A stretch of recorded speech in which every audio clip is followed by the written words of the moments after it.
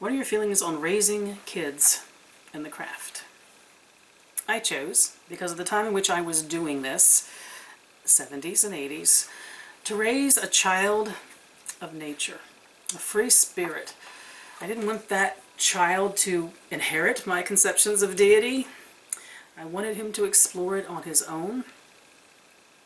I wanted him to be free of any conscription of religion or spirituality.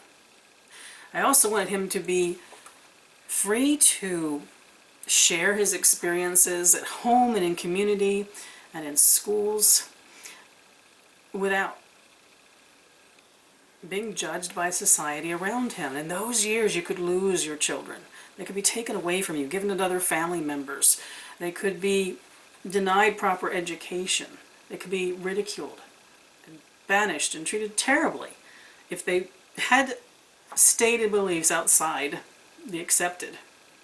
So my choice was, I raised a fairy child, a child of the woods, who in the end found his way to a form of loving Christianity, but as a Christian mystic who saw God in everything around him. If you were a goddess or a god, who would you be? I love being able to think about that. It's actually a difficult one for me because I'm so still into exploring what being human means. I think, though, if I gave way to my complete fantasy, I'd love to be, outside of myself, goddess as I've come to revere her. I'd like to know what she thinks about the characteristics I have given her. Do you use astrology in your practice? In what ways? Yes and no.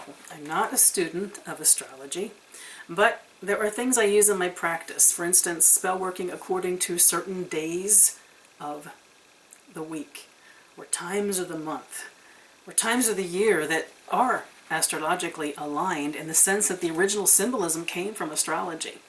But the astrology part of it itself isn't what I relate to. It is the awareness of a flow of appropriate times for certain things. So things like Mercury in retrograde don't affect me in the slightest because I'm outside of an astrological experience of my practice. But that I might do certain workings on Monday that are truly, because as I was taught those working aligned to those days, they were astrological in nature. The influence still lives on. What, if any, ways could you practice dark magic and still respect the beliefs of Wicca? I actually don't understand this question, so I'm going to be honest about it.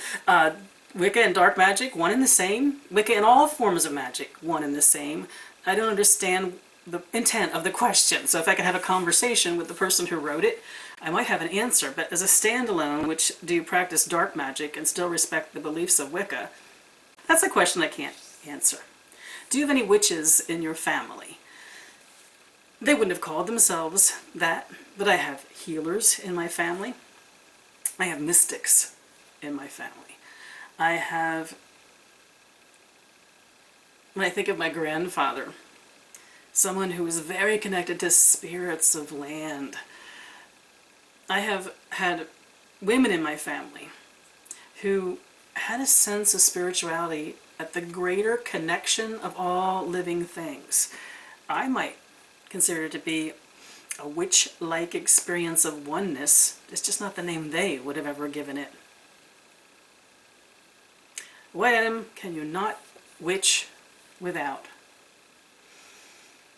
There is no item that I would really truly need to have. Want to have? Yes. Enjoy having? Yes. Make use of? Yes. But I think there is no item that I could not witch without. When it comes to a non-physical item, I could not witch without my sense of self and purpose. What's your favorite sabbat or time of year ritual? It's hard for me to pick a favorite. In bulk, in the time of individuation, always speaks highly to me, and every turning of the year, its power lies in the fact that I'm 62 years old, almost 63.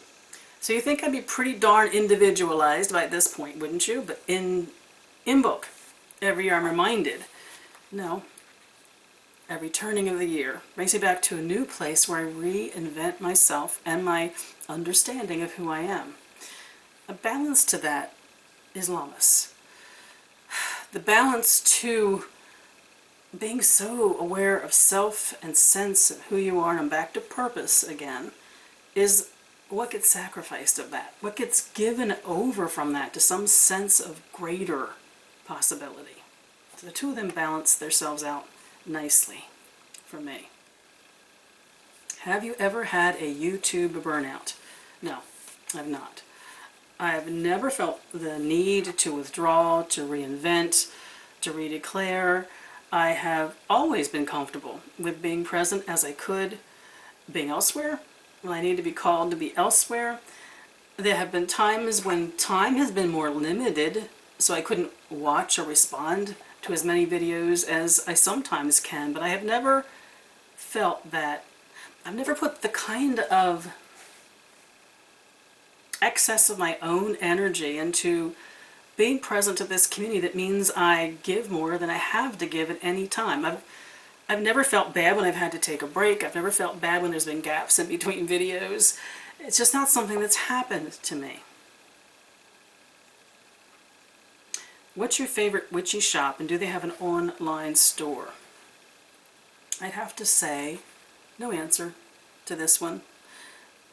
I don't do witchy shopping to have a favorite place.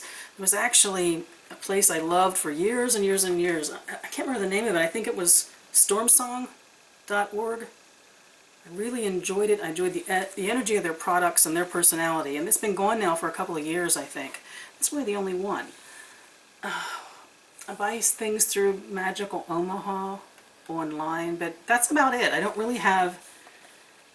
The first thing is I'm a witch on a budget and I don't shop. So there's that. Let's see. When buying witchy items, do they choose you or do you choose them? Sometimes there's a need I'm looking to fulfill, so I'm on a search. But even when I'm on a search, it's the conversation that happens with an object that I come across. So I'd say the answer to that is a little bit of both. How do you organize your herbs and ingredients? Well, most of the work I do with herbs is for incense and for oils.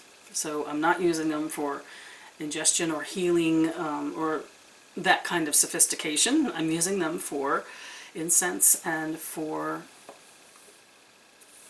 oils.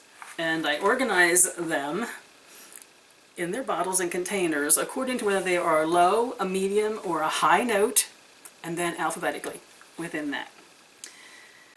Do you have interest in other deities that you don't work with? If so, which ones?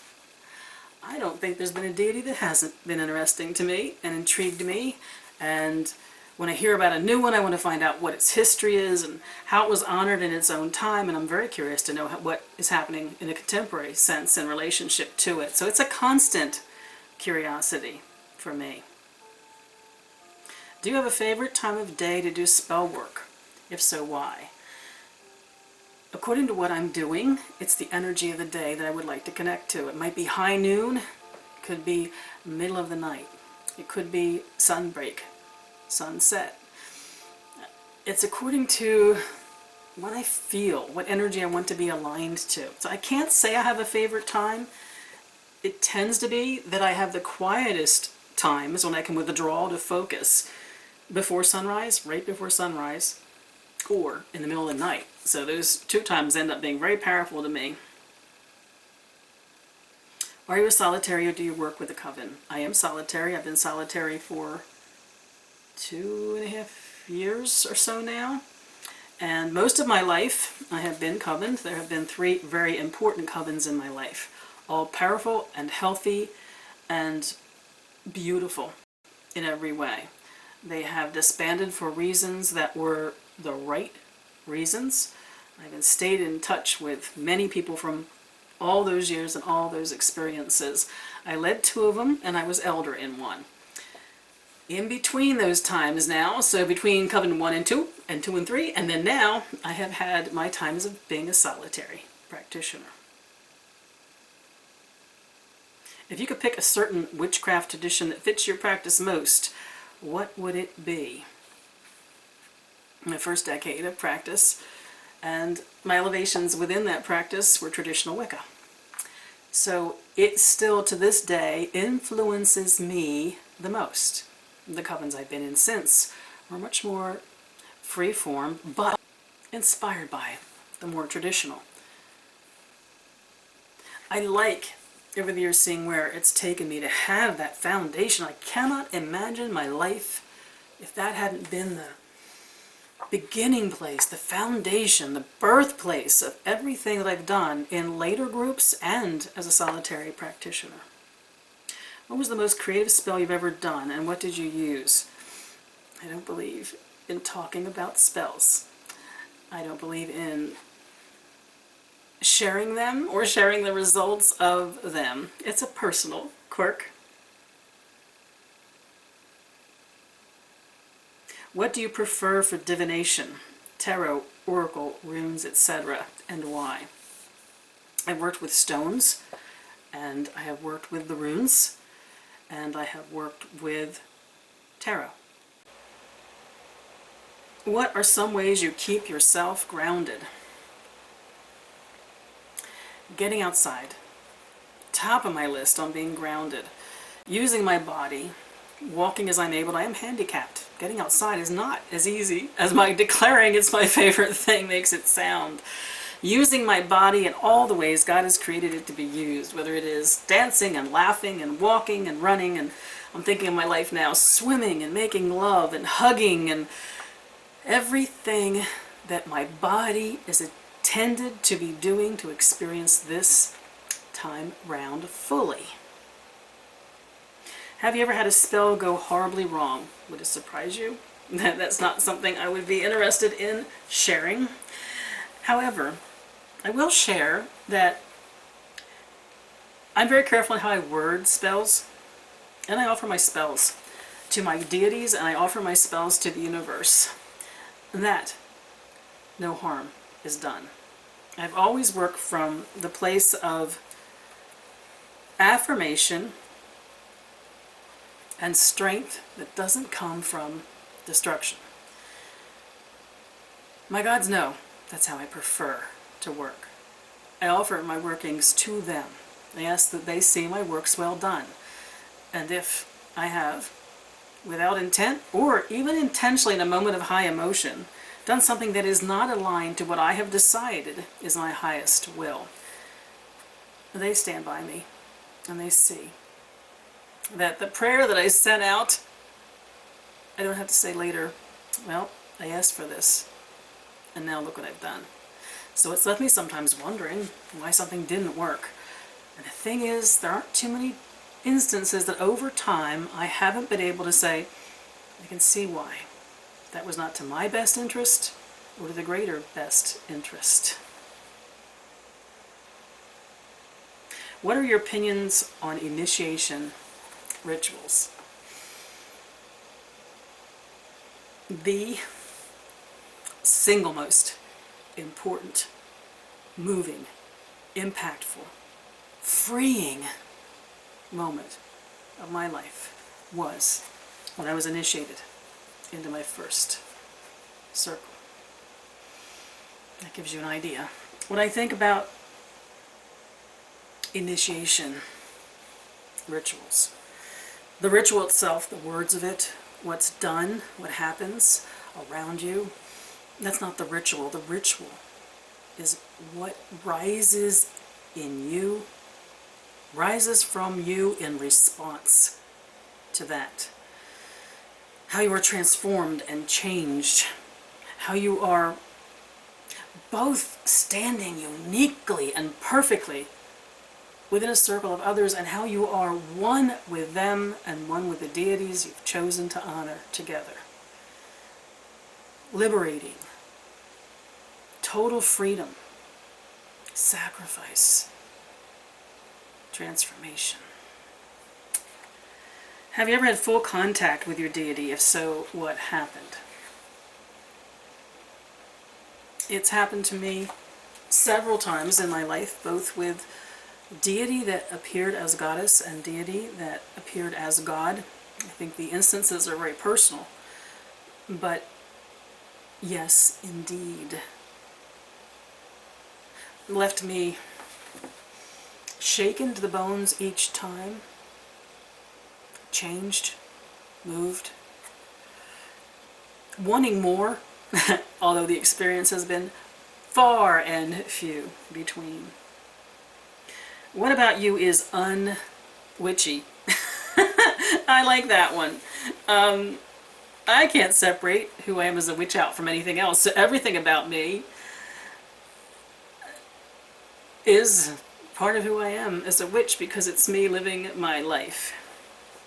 For the dating witch, how do you tell a new love interest that you are a witch? Well, I'm not dating now. I'm partnered with my husband, but I certainly have been in this situation.